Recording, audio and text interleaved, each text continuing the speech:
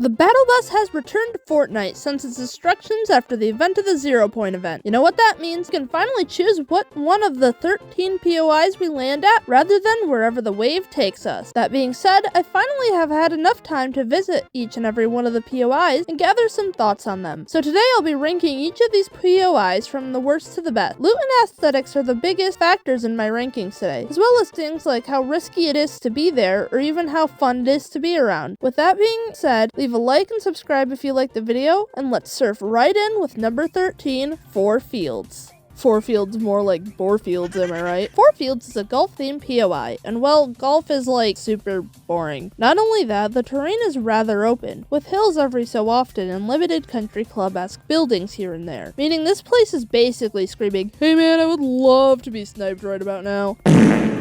While the terrain itself is topsy-turvy with dips in the field and hills to hide behind to avoid snipers, the surrounding area closer to Painted Palms and Sandy Strip are much higher, making it easier to look down and get shots on the unfortunate souls who thought it would be a good idea to stay in 4 Fields. The surrounding beaches, sand pits, and tree areas do have loot as well as the few buildings around. It's just too spread out and not really worth landing there if you're looking to stock up quickly without too much pressure of opposing players who might be rotating from Painted Palms or Sandy Strip, which have far more loot. Honestly, it reminds me of a worse Fencing Field, because at least Fencing Field had more buildings to work with, far more loot within the field, as well as flowberries scattered about. Here, it just feels a lot more sparse, and like a landmark rather than an actual POI. I find myself leaving 4 Fields fairly quickly to move on to something like Sandy Strip or even towards Classified Canyon. The gimmick here too is just the abundance of golf carts, which they're fun, but it feels like you're driving them on ice physics. I also do enjoy the palm trees and the aesthetics of the place, but it being so open and golf themed, I do not like golf. It secures the bottom spot for me. Next up is Painted Palms, a movie set inspired named location. Now you might be wondering, how did such a fantastic landing spot end up this low on the list? Not only does Painted Palm have 2 fairly large landmarks nearby with plenty of loot to stock up on before rotating towards Painted Palm, but it has a forest and hills nearby, also littered with loot. So what could possibly take it to the 12th spot? It's ugly. That's why. While it is quite cool, Sus Studios and the movie in development is a throwback to Chapter 2, Season 7, with the alien biomes and Kevin the Cube. It does not stop Painted Palms from being a genuine eyesore. Not only is the gradient of purple scenery and sand far worse than a pink and green gradient, the banana aliens are downright horrific to look at. Movie set locations also feel so cluttered, and I find myself getting turned around and bumping into everything as I try to navigate them. While this does make for fantastic cover and fight, and perfect for evading bullets, turning opponents around, and making a getaway, does not change the fact that I simply do not like it. Number 11, Sus Studios. We're moving into POIs that I don't necessarily have a disdain for, but rather find them to be more boring than anything. Sus Studios is the actual movie studio location, and not extensions of their sets like Painted Palms or other landmarks. Speaking of landmarks, that's what Sus Studios feels like to me. While POIs are just glorified landmarks, Sus Studios feels exactly like a landmark, and I forgot it's an actual named location. There's not much going on here, just a few sets that aren't all that interesting to look at, a golf cart, and some vending machines. I also find it to be lacking in the loot department, chests and floor loot alike. While it's a great middle location to rotate to for Unclassified Canyon or Battlewood Boulevard, it has some good landmarks nearby such as Corridor Gamma, or even Cosmic Drift. So Studios does not stand out to me other than its name. It's a solid location, just unbelievably boring. Speaking of relatively boring, we have number 10, Humble Hills. It's just a neighborhood. That's all there is to it. Another solid location with a good amount of floor loot and chests alike. Just has nothing noteworthy about it other than it's meant to represent Hollywood Hills. I give it the edge over Sus Studios, however, as I find myself getting more loot from this location. Also because me and my duo like playing Real Housewives of the Society with our Nisha and Montague skins. I saw you hanging out with Caitlyn yesterday. Rebecca, it's not what you did. I won't hesitate, bitch. Other than that, I don't have much to say about it. Good cover, good location. Number 9 is Battlewood Boulevard, which is the very definition of... I mean, it's alright, like... It's a solid city location with a cool theater building as well as a great view of the Battlewood sign up on the hill. It's a solid choice for loot, whether it be chests or things scattered on the floor, but it's definitely not my favorite. The industrial look of the bridge and river is so drab to me. While the graffiti around the area is a nice touch, it's not enough to make me want to rank it any higher. Moving into number 8, Loop Labs. Get it? Because they're in a loop.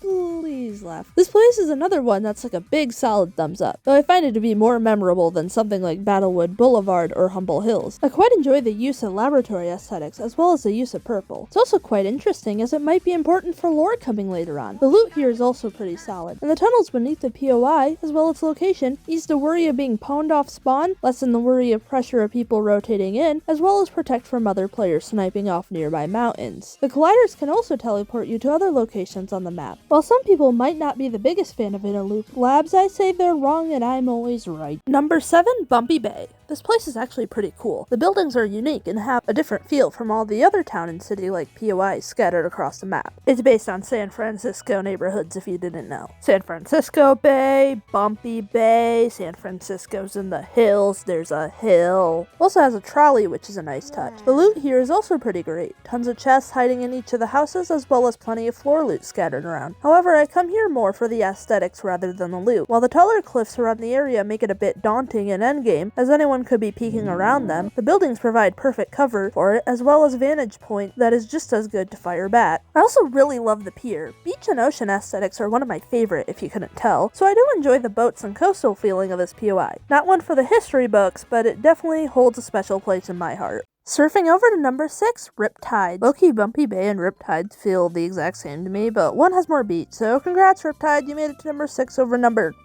I'm not making a 6-7 joke. Anyways, I absolutely adore the aesthetic here, from the colors of the graffiti to the cool skate park on the beach. Riptides is awesome, dude. I know, I keep talking about aesthetics, but I promise loot is actually what made number 1 and number 2 so high on the list. So bear with me.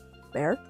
And that's it for this is so stupid. Same spiel as always, solid loot, solid location. It's just cooler because it has way more color than the dingy Battlewood Boulevard, and its color doesn't come at the cost of being absolutely terrifying like Painted Palm. Though it's quite small like Sus Studios, it's on a beach and it's not an Among Us reference. Oh, but Lucky, sus just means suspicious. Not every use of sus is an Among Us reference. Oh, Fortnite 100% knew what they were doing, guys. Starting off the top 5 is Sandy Strip. Based on Las Vegas, this place is definitely eye-catching, with so many unique buildings such as a hotel, museum, and even a casino arcade. The museum also has a cool detail with statues of various skins, as well as some paintings from Chapter 5, Season 1, my favorite being Grand Glacier's portrait. The highlight of Sandy Strip, however, is the reference to the dome, with a kawaii crystal in the center of it all that you can actually stand on rather than getting thrown off like other monuments. The location is also awesome, and there's not too many high surrounding vantage points around the city, meaning if you're here first, you tend to have the advantage. In fact, have the advantage when rotating to...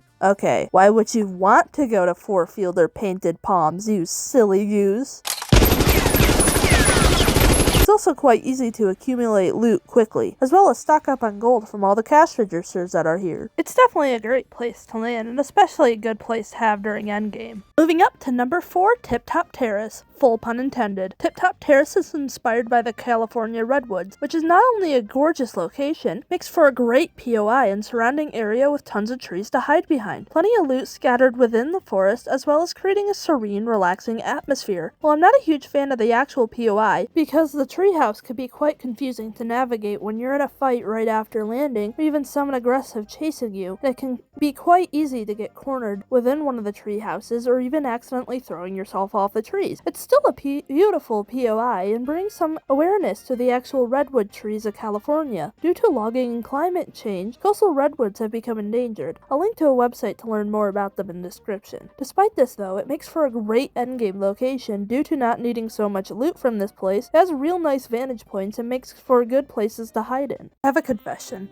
I only put Latte Landing at number 3 because it has Carter Wu. I mean, yeah, it does have ocean aesthetics I like, but I do have an overwhelming hatred for Starbucks, which is what the whole place is based around. Carter Wu being here is the only reason I ranked it this high. The mountains nearby can be quite troublesome if a team is placed up there. It's isolated from every other POI. No, Painted Palms does not count. Don't even mention it. Has a solid loot as it's, your average town POI, but it's only good for grabbing gold to bring Carter along with you. At number 2, we have Classified Canyon, and might I say it's insane that they brought back Naruto at the time this POI debuted. Anyone else remember when people claimed they'd be able to raid Area 51 by ninja running to dodge the bullets? Area 51 is the obvious inspiration for Classified Canyon, as it's isolated in the middle of the desert, which it can be a flaw for it, as it can lead to pressure from rotating teams who are on the cliffside, or even lead to getting tangled up in storm if you don't have a mobility, as there's not many cars around, but the solidness of the main building makes up for it, as well as the amount of surrounding landmarks. There's even a Coral Buddy Easter egg nearby too. Inside Classified Canyon main building, it not only has references to the 7 with the numbers being sprinkled throughout the building, there's a huge vault with 2 blue chests, and if you're playing casual, a legendary arc lightning. Throughout the building, there's also tons of chests, floor loot, and even green goo that can turn someone invisible. On top of that, the bottom floor has an escape hatch that opens a current to glide up on that someone can activate. This makes for a great getaway if needing to reposition and recover, or if storm is approaching quickly. The amount of loot here, as well as places to hide, make it a fantastic landing spot, and a well-deserved number 2 spot. For our last POI, at number 1, we have Wonkyland. Inspired by both Disneyland and Universal Studios in California, Wonkyland is a giant amusement park with so many fun gimmicks, such as a lazy river you can actually ride tubes on, a roller coaster with a shield bath, rideable water slide, carnival games to play, even horns around the area that shoot out loot. Not to mention the landmark nearby with a ton of loot to stock up on before rotating to Wonkyland. This place is awesome. Not only is it fun to be around with so many places to hide or get away with like the Ferris wheel, the aesthetic is so cute.